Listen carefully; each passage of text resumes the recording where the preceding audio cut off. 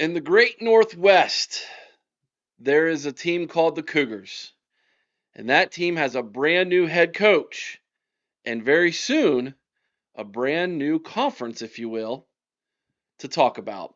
And that's what we're going to do next here on the College Huddle.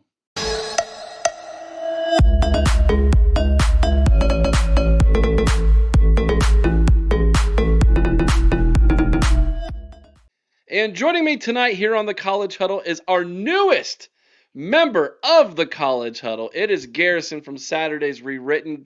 Garrison, let me be the first to officially welcome you to the College Huddle. Eric, thanks so much for having me on. Excited to talk some college football. Of course, excited to talk about my Cougs. It's a great time of year. We're, 2 Saturdays away now? Yeah, so well, I guess if we're gonna count week 0, we're like 1.5. So True, yeah, we're true. so and I do kind of like that little Farmageddon matchup between Kansas State and Iowa State to kick things off this year. Although playing overseas in Ireland seems a little odd for that, but it is what it is, I guess. Beggars can't be choosers when it comes to football being played overseas these days. I guess college football truly is trying to follow that NFL model as best they can lately.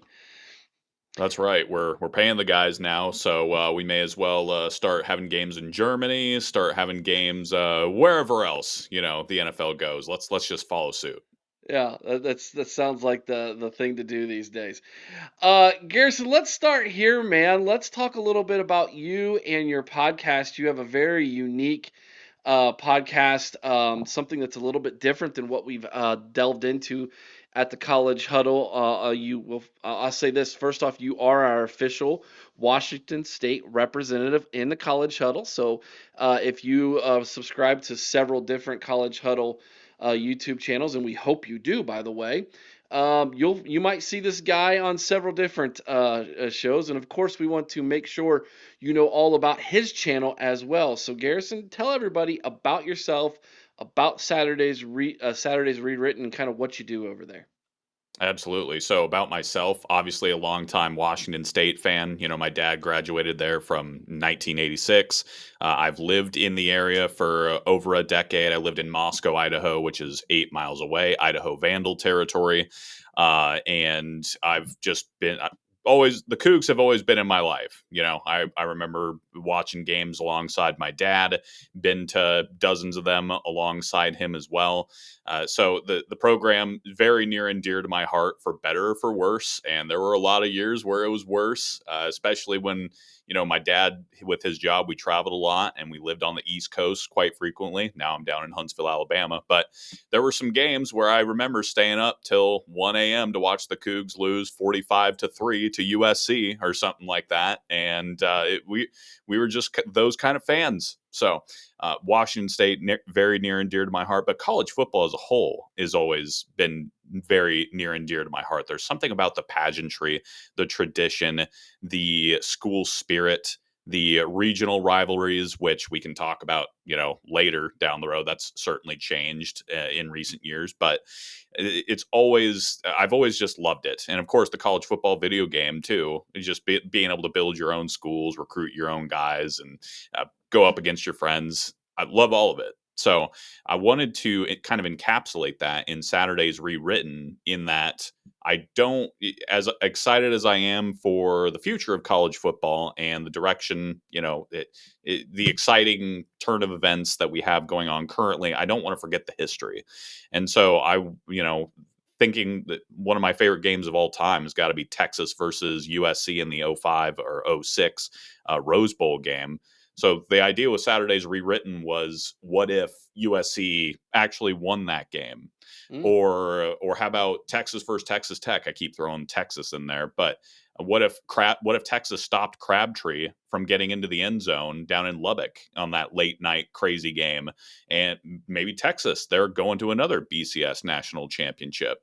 There's just a lot of games during the course of college football where if a ball bounced another direction, the course of history could have been changed forever and whatnot. So long term, I want to do some documentary style films where I dive into what could have happened. What if Notre Dame stopped the Bush push? What if Washington State beat Washington in 2018 to actually go to the Pac-12 championship game? Could they have gone to the 14 playoff? We get into scenarios and stuff like that. But currently, I'm also doing deep dives on the current state of college football. So I just covered Tennessee last week. Looking to get Notre Dame this week. I want to stay with current events as well, in addition to the history of college football. So there's your long-winded answer of Saturday's Rewritten. But just love the game. As a Buckeye fan, I would highly recommend you look into the 96 loss against the team up north, as we like to call them, or Michigan, and the 98 Mm, upset loss to a Nick Saban Michigan State team. That 98 team mm, that Ohio State had was fantastic. Probably the best in the country, if not for a inexcusable loss at home to Nick Saban and the pesky Spartans. They go on to probably win a national championship in 98. And how different would we look at John Cooper's reign at Ohio State in the 90s if that fair. would happen? Maybe he's looked at the same way as maybe a Ryan Day is today. So very interesting. If you dive into that topic, I would love to talk with you about it. So Or really quickly, the game against the U, the in infamous pass 2002. interference call.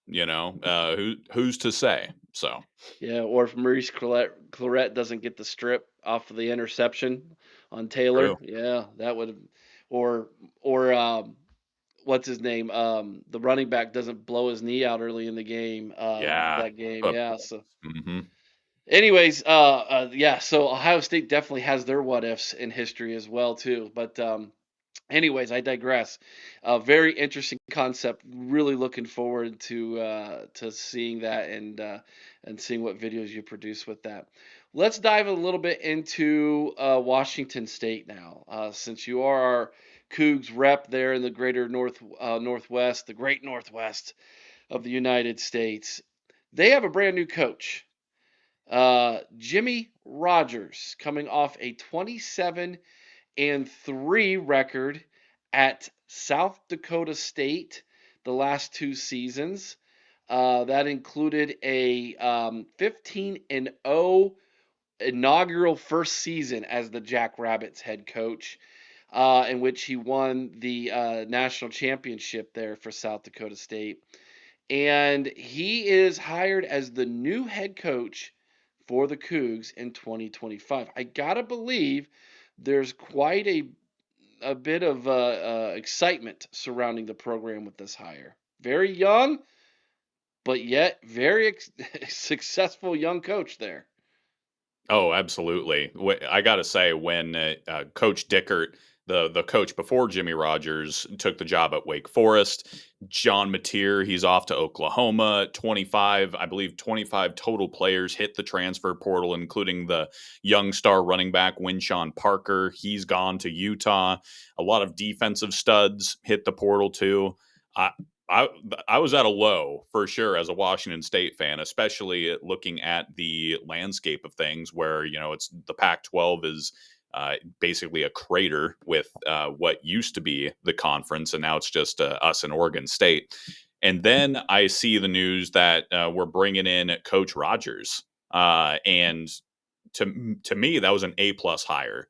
The Washington State went and hit that one out of the park, bringing in Jimmy Rogers, and like you said, young 37-year-old coach, but a championship winning coach. It could not have gone better, especially given the new landscape the Washington State finds themselves in. It's maybe not the most attractive job in this day and age. And not only that, but he brought in a ton of talent with him from South Dakota State, guys that I think are going to be able to make an instant impact and actually make Washington State pretty darn competitive this season. And yeah, he's certainly going to be different than Washington State teams of old. Everybody's kind of used to the air raid system with Washington State for the last decade or so. And now Coach Rogers was talking about, I listened to him on a radio show in Seattle, where he's talking about how it's going to be, 55-45 run pass, in either direction for certain games. So we're going to see a lot more run offense for Washington State going forward, and some changes on defense too. But just overall, the mood is very excited and a lot of anticipation in Pullman. I feel like the switch, although the timing might seem a little kind of rough for fans. If it was going to happen, it's best to have happen when it did, so that you can prep this in 2025 and kind of get yourself ready for 2026, which is going to be a giant relaunch of the Pac-12, and we will get into that in a minute. But I gotta feel like, from an aspect of, if you're going to leave, it's best that you have done so when you did, and not wait till after the 2025 season. Agreed? Yeah, agreed. All things considered, the Pac-12 has kind of done a solid job in landing on its feet and whatnot.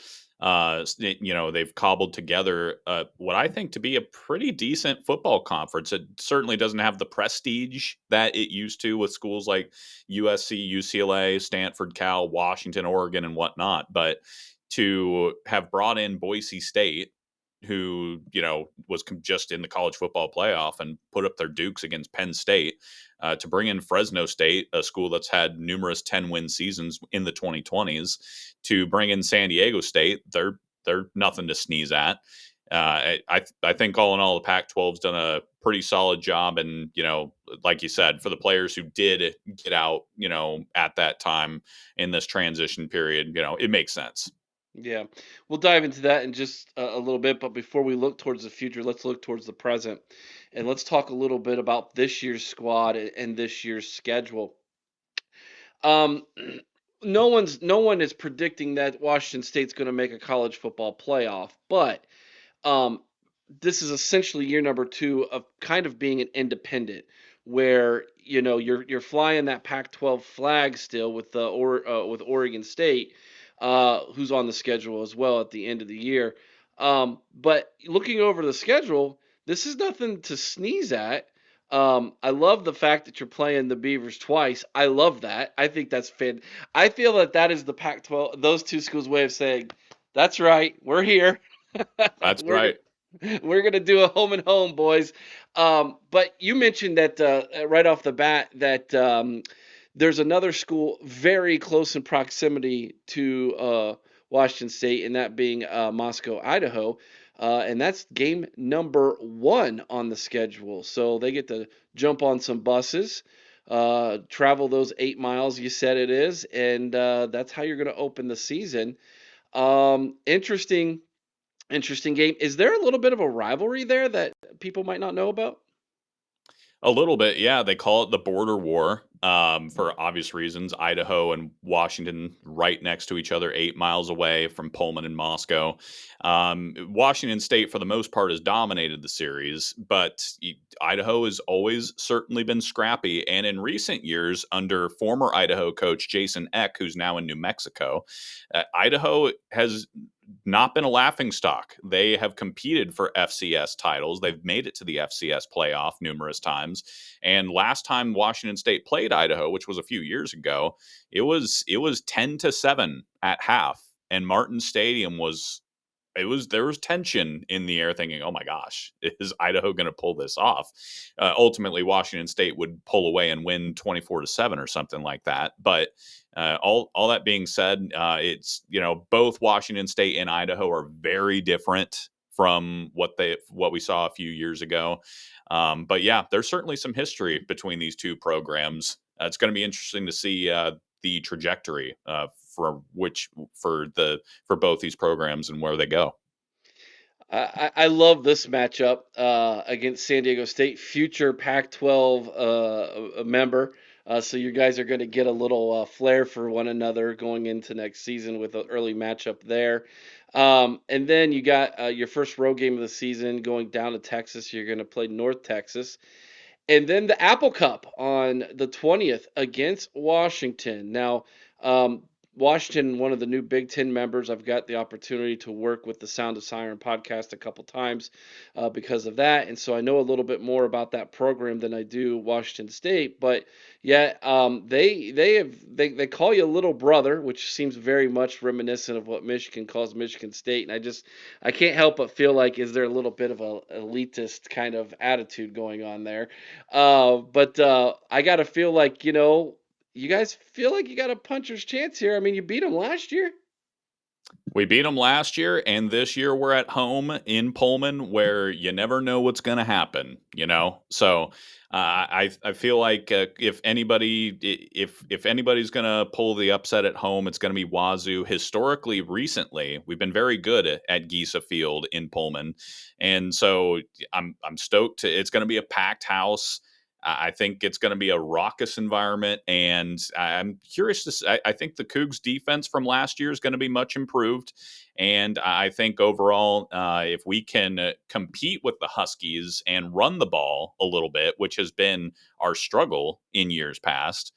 When Coach Leach was the head coach at Washington State, that was the thing. We were always the air raid. They would just drop 8 guys back and blitz us with 3, and they would still get to the quarterback, and that was just a disaster year after year. So if we were able to run the ball here and there against the Huskies in the trenches, that's what I think could kind of maybe shift things a little more in our favor. I'm kind of excited to see how that plays out, but I think we got a shot. I'm never going to count us out, even though let's not talk about the overall series record. Okay, okay. Now, what's your view on Washington as a Cougar fan? All things considered, I will actually pull for the Huskies when they're not playing, Washington State for the most part, because I like seeing the state of Washington have that respect. It's now that I'm down here in Alabama in SEC territory, people almost act as though football doesn't exist out on the West Coast, and I'm like, hey, I'm sorry. There's some tradition and pageantry out on the west side, and the Huskies, they are a part of it, and they do have a pretty decorated history. Don James, the Dog Father, as they affectionately called him. And there's just some classic stories between the two programs. So I on Apple Cup Day, I do not like them, and some really bad memories. My brother's a Husky fan, so house divided, Ooh, and yeah, it's some very quiet, pre thanks or post Thanksgiving dinners, because they used to play it on Black Friday. yeah. So yeah, it's kind of been some rough goes on that end for sure. So All right. At Colorado State is the second away game, and then you get your first bye, and then open October with a trip to Mississippi, so Ole Miss, and then Virginia. So you're getting a little SEC and a little ACC flavor there on the road. You host Toledo from right here in the Buckeye State from the MAC. Toledo, one of the better MAC schools the last about the last decade or so, probably one of the most winningest MAC programs there is. So that's no slouch. Looking at those three, obviously, Ole Miss is probably going to be, if not the one of the toughest games on the schedule. Virginia is an ACC team that's been down. They're trying to get to 500, get to a bowl game. That one feels a little bit more level ground there, but it is on the road. right. Toledo at home, that makes a big difference. And then the first of two against Oregon State, and I guess what we're going to call a home and home. Uh, what do you feel about that game and the fact that you get to play the same team twice in the same season? I love it. They Yeah. do it in the NFL. We may as well bring it to the college level. No, but all respect to Oregon State and their program. There's a lot of affinity between Washington State, Oregon State, both ag schools and whatnot. Both just very loyal and passionate fan bases, both the little brother in their rivalry.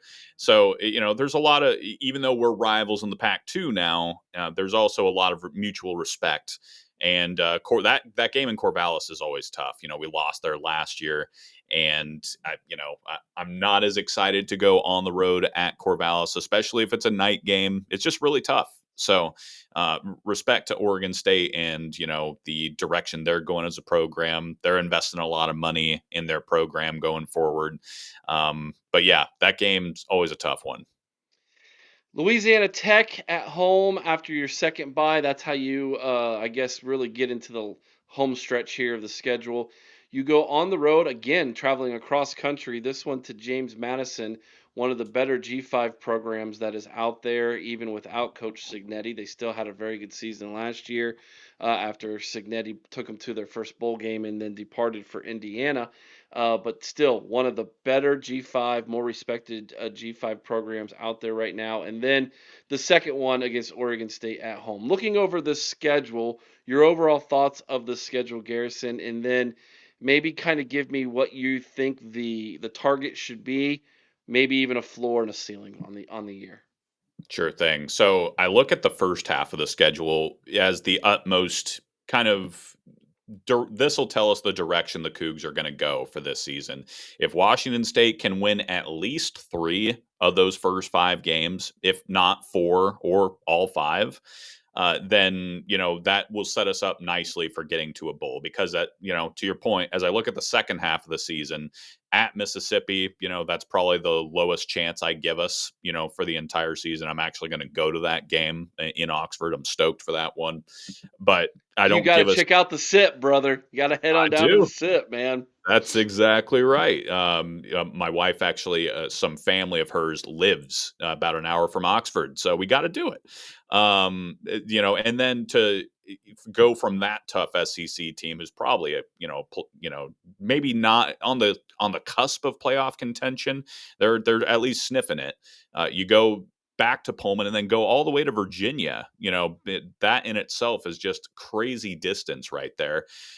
Coming back to host, like you said, a good Toledo program. If that were on the road at Toledo, I might go differently, but I might give the Cougs the nod just because it's at home. Uh, all in all, I would say if I were to give kind of a ceiling or a floor or a ceiling, my floor would probably be we're talking 4 or 5 wins. Just because there's so much unknown with this team. But if I were to give a ceiling, I'm probably hoping for an 8-win mark. Just looking at this, like James Madison, that's a really tough one. Finishing with Louisiana Tech, Oregon State at home. If we're able to take care of our homestand for the most part, I've got to, I'd be just really happy with a bowl game, all things considered. Yeah, that makes sense. That makes sense. So let's talk a little bit about the Pac-12 on a whole as a whole here.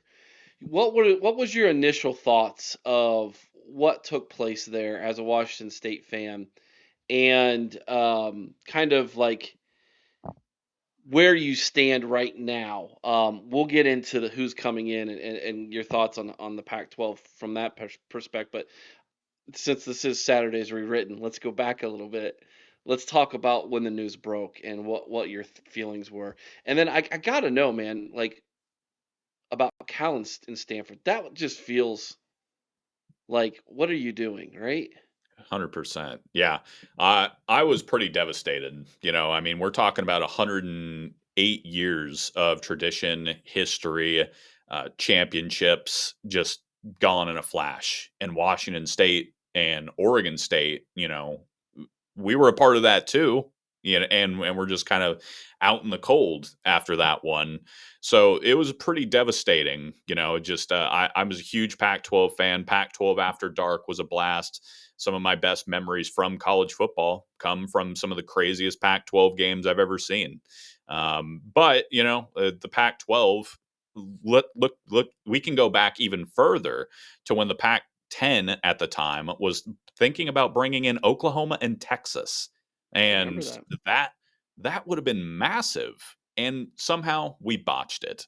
I don't know how exactly. I don't know all the ins and outs of that deal entirely, but I know the Pac-12 botched it. They had a chance of going out and getting 2 marquee programs like that, and I think there was just a lot of negotiating back and forth, and the Pac-12 got too stingy, and here we are.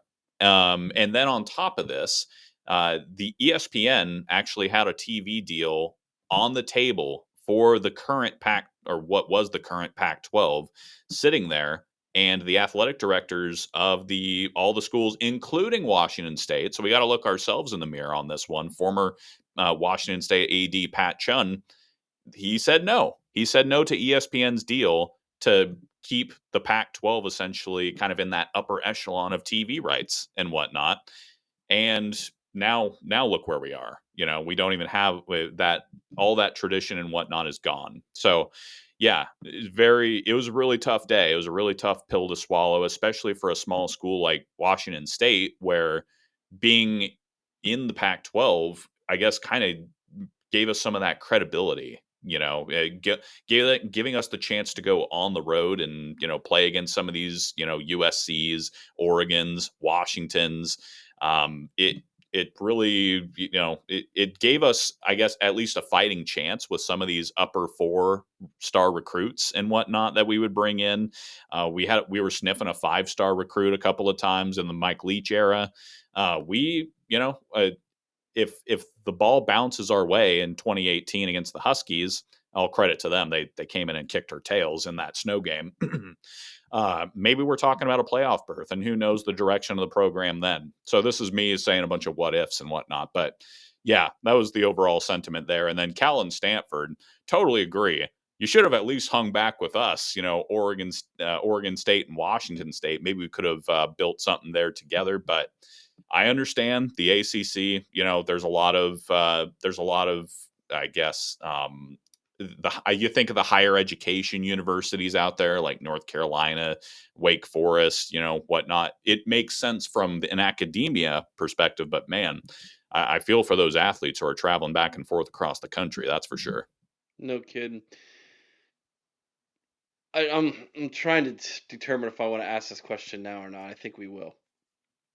Since it is highly expected that the ACC will get torn apart in the coming years with the next television deals coming down the pike, would you, as the flag bearers and the Pac 12 badge wearing members, accept Stanford and Cal back into the ranks, albeit probably with a slightly less financial perspective than what they left to begin with? But would you be willing to do that?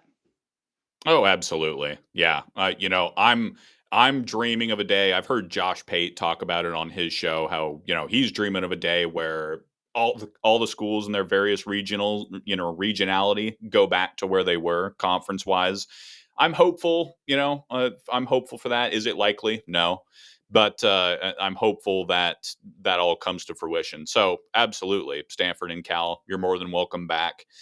Even though you didn't believe in the Pac 4, it is what it is. But yeah, I'd be stoked to have that regionality aspect to it. And the Pac 12 will, I guess, we'll talk about this in a second here, but we're looking at other schools too in the future. So it makes sense. Bring them on board. Yeah, let's dive into it, man. So the Pac-12 will be, of course, Washington State and Oregon State, the flag bearers, as I'm calling them. And you guys are going to be joined by several different schools. One being Texas State is the most recent addition, and then you have some Mountain West teams, albeit some pretty respected Mountain West programs. You brought them up earlier, Boise State. You play them this year, Colorado State, a program that I've grown to really appreciate myself. Fresno State, San Diego State will be there, Utah State as well. So you look at those programs joining you guys, and I think, if I'm not mistaken, Gonzaga, although they don't have a football program, but they will be joining the conference as well, making the basketball there very interesting as well. Um, I don't think I missed anybody that is currently there coming in 2026. So you'll have 8 football schools. So that's important for recognition and getting into bowl games and things of that nature. Your thoughts on the schools coming in and what this does, in your opinion, for Washington State, Oregon State, and the Pac-12 as a whole? All things considered, I think the Pac 12, given the cards that they were dealt, did a fantastic job of ushering these schools in and setting up the Pac 12 as it is now. Like you said, Boise State, fantastic program. Stoked that for a while it always kind of felt like, it makes sense to bring Boise State into the Pac-12 back when it was kind of the original Pac-12. Why don't we have them? And they're a fantastic program. Um, Fresno State, they've always, since as long as I can remember, Fresno State has always been a program with kind of the attitude of, we don't care how good you are, we don't care how high you're ranked, we'll play you. And they've gone on the road and they've taken some pretty good teams to task. So I think those two are massive gets. Texas State, they've showed a lot of upside. I think a couple of years ago they were averaging about 36 points a game. They have a beautiful stadium down in San Marcos, Texas. Gets us access to the Lone Star State. San Diego State, they took Washington State to the wire last year, and with some John Mateer magic, we were able to pull that one out. Glad we get them at home this year. So, all things considered, I think the Pac-12 has at least seated itself at the table saying, we've got some talented football programs out here. Like I said, it may not have all the flash that it used to, but in this new landscape, I think there's some talented football out there. And there's certainly other programs that the Pac 12 has its eye on too in the future. Who would those be? So Memphis and Tulane come to mind immediately. They actually received invites from the Pac-12, but they both decided to stay with the AAC. There was UTSA also decided to stay put for the time being, but they're certainly kind of growing in that Texas market. And I believe there were a few, the two New Mexico schools, New Mexico and New Mexico State, were both reached out to by the Pac 12. And again, that kind of gives us that whole Pacific Coast vibe. We had Arizona, Arizona State. New Mexico State would kind of be the little brother neighbors to them. But I think those would be excellent gets too. And then UNLV in Las Vegas, give us that Las Vegas market, obviously. I think that's certainly a big target for the Pac 12 too. Yeah, uh, historically a good basketball program too there. Right. Um, so, um, what about Sacramento State? I've heard them be Yeah. mentioned a little bit. Obviously, Yeah. they don't have Division 1 status right now, but I think that they're definitely a school I think that's trying to get their feet in there. Correct. Yeah. I've heard those rumors floating about too, and they've invested a lot of money into this. They've certainly been putting some talented teams out there. So yeah, and California has a ton of kids down there that love football, want to play it. So talk from a recruiting standpoint, it makes sense. And now they could say, hey, we're going to be at the FBS level in not too long. Come join the ride, and we're going to be a part of a conference where you at least get a chance at the college football playoff, an outsider's chance, absolutely. But it certainly makes sense from my book, from my standpoint.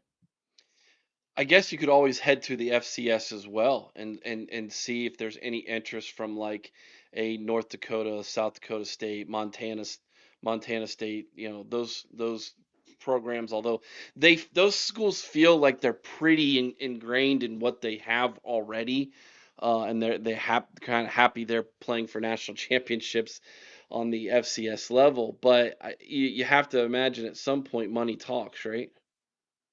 You would think so, yeah. And historically, they have just either North Dakota or South Dakota State have been on the forefront of competing for national titles at the FCS level. Like you said, the way these TV deals are continuing to go up and up and up, you'd think at some point they would at least dip their toe into the idea. And I'm sure they've already got to be having conversations. You would think. And we've seen they have the athletes. I think Yeah. Washington State's going to be able to reap some of those rewards this year with some of the guys that they brought in from South Dakota State. So, going to be curious to see. Yeah. Yeah, it's gonna be incredibly interesting. If you had Garrison, if you had your choice, if you were magically the Pac-12 commissioner and no one could say no to you because you have an endless supply of money, doesn't that sound Mm, nice? Um, mm. who would be the next two teams you would call and have join the Pac-12 to make it a 10-team football conference? Ohio State and Michigan. Let's do this. No. Yeah. Uh, There you go. uh, Forget the Big Ten. that's right. No, but if we're going realistic here, who would be two teams to go for? And they couldn't say no. Just given the direction of the ACC, like you're talking about here, I would be in conversations, as weird as it is, with Florida State and Clemson, and say, Florida State, a couple, I believe it was a year or so ago, they were basically told by the Big Ten and SEC, we're not interested. So I would use that to my advantage and say, hey, they basically kicked you to the curb. How about you come our way? We got a ton of capital. Let's get this thing rolling, and we'll be called the Coastal Conference. How do you like them apples? And then I start pilfering the ACC to where we just got both coasts lined up, and we take it to the mainland. Yeah. 16-team conference, 8 on the West, 8 on the East. Yeah. Meet in the middle for the championship in Kansas. No, I'm kidding. But yeah, that's a plan that jumps out to me. Of course, in a perfect world, I would bring back the original Pac-12. But if we want to continue with the crazy trend, that's probably what I would do. Yeah. That's interesting. All right, let's take some big picture at college. Let's do some big picture college football talk, Garrison. 2025. Uh, give me your top 5 going into the season. Oof. Top five. Well, I would put Clemson probably at number one, simply from a talent returning perspective. Returning production from last year is I believe at 86%. It's something crazy like that, which is unheard of in this landscape of college football. So everybody was mocking Dabo Sweeney for not using the transfer portal. Well, look at him now. Now he's got a team full of NFL talent. Cade Klubnik was insane last year, and I think with the addition of Tom Allen, a defensive coordinator, to really bolster that Clemson defense, which also has a ton of NFL talent. Probably a couple first rounders on that D line, a first rounder in the secondary at least. I think Clemson's set up very nicely, especially in the ACC, where maybe they don't have to deal with a brutal Big Ten or SEC schedule. So I would put Clemson up there. I would put, skeptically, I guess, I would put Texas up there too in the top five. Just Arch Manning, I wouldn't say I'm fully on the hype train yet, but I think he adds another layer of danger to a Steve Sarkisian offense. Quinn Ewers, he had an oblique injury that certainly hampered him a lot last year. But I think Arch Manning, with his ability to be a dual threat kind of a guy, and he is eager to throw the ball deep. He's going to test teams over the top with those Texas receivers that they've got. They've got some weapons, and just the recruiting that Sark has been doing, I think Texas is pretty dang elite. So I would put them up there. I would probably put Georgia up there simply because of Kirby Smart. I think Georgia, we're going to see them get back a little more to their roots this year they're going to run the ball. They're going to focus on the run game, try to run it down your throat. And then they're going to have an elite defense. Maybe not, certainly not as deep as, Kirby Smart teams in the past, because other teams can now come in and just pay his players to leave for starting positions. But I still think, yeah, it's so hard to bet against Kirby Smart. I would put Ohio State in the top five currently right now, just because of the pedigree from last year. There's still some holdover there. You still got Caleb Downs. You still got some studs all over that roster from last year. And I do think Sayin could be a dog. Yeah, Mm. so we'll wait and see. I'm excited to see what he does against Texas. I'm excited to see how your new offensive coordinator uses him. They're still going to get, you still got, one of the best wide receivers in Smith as well. So certainly lots to be excited about for Ohio State. And then I would probably put Penn State up there too. I just think, Coach, if there was a time for Penn State to go out there and make this happen, it would be this year with Coach Franklin.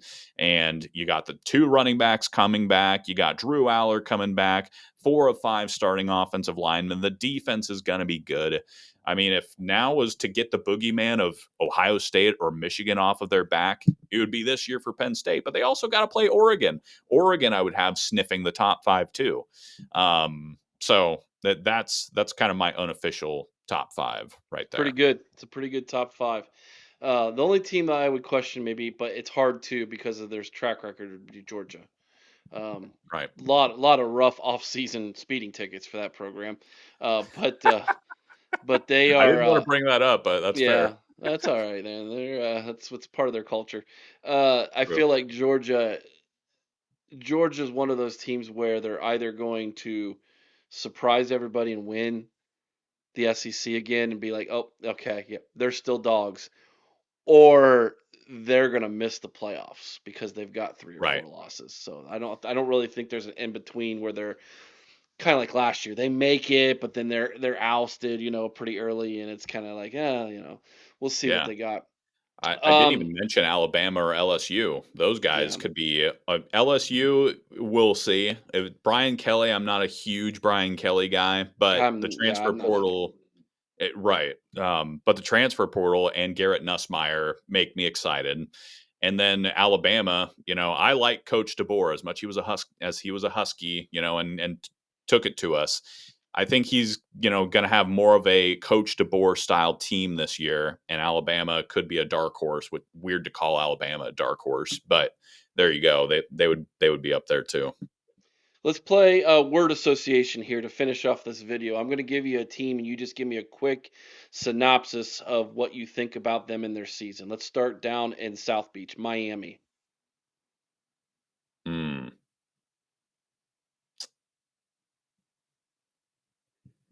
Nervous. I'm Hmm. nervous for Coach Cristobal if things don't go right this year. They're certainly on an upward trajectory, and they won 10 games last year. But if I don't see massive improvement on that defense, and Miami isn't challenging for a playoff spot this year, which they should be, they're in the ACC. Carson Beck, you bring him in for what, $4 million? You're pumping a lot of money and resources into this. We got to see something. So I'm a little nervous for Cristobal. The Colorado Buffaloes. I would say downward. It's going to be a little bit more quiet this time in Boulder. I think they're bringing in some good talent. Deion Sanders has that effect, but I think we're probably looking at more that you lose Travis Hunter, you lose Shedeur Sanders, you lose some wide receiver playmakers. I think we're probably looking more of a 6-6 type year for Colorado. The USC Trojans. Couple words here: make it or break it. Lincoln Riley, again, we got to see something here. If the seat isn't hot right now, it's getting there, and I just feel like with all the resources USC has, with all the tradition and whatnot, he does have a 26 recruiting class right now that looks phenomenal. But given this new era of recruiting and portal movement, who's to say how many of those guys will stick around until then? Make it or we gotta see it on the field. And to be fair to him, a lot of those games last year were like one possession games that just didn't go USC's way. Maybe we're having a different conversation now, but this has followed him since Oklahoma. So, The Oklahoma Sooners. mm, gosh, another make it or break it. Uh, I would just say Mateer. I think this team goes as far as John Mateer, assuming the gambling stuff kind Yeah. of goes away. It will go as far as John Mateer takes it. I think and you bring in Ben Arbuckle from Washington State. Sure, pilfer that pantry too. I think if he is able to do some of the things that he was able to do at Washington State. I understand it's the SEC. He's going to be going up against some rough competition week in and week out. But if he's able to capture some of that lightning in a bottle, I think Oklahoma could be a dark horse type team in the SEC. And I think that they could trip Texas up even in the Red River rivalry. Oklahoma's always going to have a good defense with Brent Venables. So who's to say? I don't know. I like the move. The Michigan Wolverines. Hmm. I would say potential. In the Big Ten tier, in that tier video that you actually discovered my channel on, I kind of thought that Michigan, we're probably looking at from an 8 to 10 win season from them. And it's Bryce Underwood, and the potential that he brings. And it shows that Michigan's ready to invest and dive in to this new era of college football with Jim Harbaugh, maybe not as much. But with Sharon Moore, I think we're going to see kind of a new push towards jumping into the portal. The recruiting classes have already gone up as well. So, I think Michigan, as a Buckeye fan, I'm sure you're not stoked to hear this, but I think we're going to have some great battles between you two. We always do, but I think y'all are going to both be like national contention for playoff year after year. It's going to be a lot of fun as a big fan of the rivalry from the outside. Just a couple more. How about Texas Tech? I would say sneaky. Mm, I don't know how this transfer portal is going to mesh together. When you bring in so many guys to the transfer portal, I would say the ceiling for them is pretty high. I could see them challenging for the Big 12 title, but you also don't know how the locker room is going to blend together. The cohesion is a big thing in football, so I'm curious to see how they blend together on the field, especially the first month or so, and when they're getting their actually out there hitting the other team. But man, that's a lot of money being pumped into that program, and they got guys coming in left and right. I would say sneaky for right now. the Florida Gators. Geez, battle tested again last year. One of I believe it was the toughest ranked schedule last year, and people were talking about, man, this coach is gone. The after that Miami game where they lost 41-17, everybody was talking about let's get this coach out of here. They right the ship and they actually end on a solid stretch of games, and they throw their support behind the coaching staff. And I think Florida, this year again, we probably could be looking at another 7 to 9 win season somewhere in there. But I think they're headed the right direction. Recruiting classes speak for themselves. They've got a quarterback who I really like, and they're starting to bring back that championship caliber player that had disappeared for a lot of the 2010s. So battle tested for sure. Staying in the Sunshine State, the Florida State Seminoles. Uneasy. I I don't know what to make of Florida State this year. I think they'll be better, but that's easy to do when you're on the basement floor. So I think they'll be a little bit better. I think they'll be a little bit. I think they'll hang with Alabama for a second, and just that'll kind of give us a snapshot of what the team is capable of. But I don't know. I'm pretty uneasy with Florida State. There's another coach that could potentially be on the hot seat depending on how this season goes. So I don't really know what to make of the Knowles, honestly. I have a theory with what happened last year in Florida State. I've been working on this, and I haven't. This will be the first time I've actually uh, let somebody else know what I think happened to Florida State. I think they were a bride who got stood up at the altar Mm, and went and just got totally wasted drunk because of that. right. Depressed, drunk, alcoholic, didn't care. Ugh. You said basement floor. They were found laying on the basement floor. And now this bride is trying to work her way back into the market, and it might be difficult. So Yeah. those first few dates are going to be rough, but I think she's got some qualities about her. Right. It's just going to take a while. Last one, the Notre Dame Fighting Irish. Ooh. I would say mountaintop. They were so close last year. Ultimately Ohio State was in pretty good control of that game for the most part. But, the Notre Dame battled back and whatnot. I think Notre Dame is in a great spot in this new college football era where year after year they're going to be in the college football playoff. and they're now able to pay players, which certainly helps with their more stringent academic requirements. I think the sky's the limit for Notre Dame. Talk about a brand. Talk about a coach I really like, a former Buckeye, Marcus Freeman. I think Notre Dame's in a great spot, and I think that this team, I personally don't think that Notre Dame gets back to the championship game this year. Again, that's just my gut. But Notre Dame's got a ton of talent, great coach, great fan base. So I would say mountaintop. They're trying to get back to the mountaintop there for another chance at that trophy. This has been a ton of fun, Garrison. You, my friend, I wanted to do this because I wanted people to see your football knowledge, man. You did this all off the cuff. You had no idea we were going to do this. So, another reason why y'all need to go listen to Garrison, watch his channel, subscribe to his channel. Garrison, tell everybody one more time where they can find you, man. Yeah, you guys can find me on YouTube, obviously Saturdays Rewritten, but I'm also on X, I'm on Facebook, Instagram, TikTok. No followers there yet, people. So a little a little help there would be appreciated, but all Saturdays Rewritten. We'll go over and follow as soon as we're done here, man. We'll find you and make sure that we subscribe to your TikTok channel.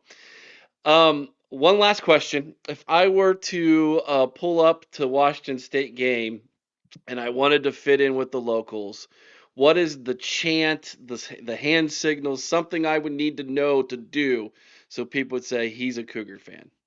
Oh man. Well, on big third downs, we got to do the Cougar chomp. It's the band starts playing dun dun dun, and then you start doing the Cougar chomp, and the whole stadium does it together. That's a lot of fun. And then Okay. of course, for a Cougar for the start of the game, I've got 3 of them here for you. You're getting bonuses. You got Butch running out to midfield before every game, points to one side of the crowd and they yell go, the other side yells Cougs. I'm pretty sure every school does some form of that. But and then last but not least, for the fight song, when the Cougs score at the second part of the fight song, everybody starts spelling it out. WASH. Go down the line and spell the whole thing out. So if you can spell, you can fit right in. Well, Hit up I'm Crimson and Gray. All that. I'm from Ohio, so that's one of our things is we spell it out. That's annoyingly to everybody. So, OHIO. yeah, you got it, man. So, all right. So if I see you on the street, if I yell "Go Cougs," you'll know that's kind of the thing. It's "Go Cougs." That's right. That's All right. right, man. This been Garrison from Saturdays Rewritten. Make sure you go over to his channel, check it out. He's got a little bit of something for everybody over there. You'll be seeing his face more here at the College Huddle. We'll bring him back on during the season, maybe for a weekend review or a preview show to get everybody in the right frame of mind week to week. And of course, you'll see him collaborating with other members of the College Huddle as well. Till next time, everybody, go Cougs. Go Cougs.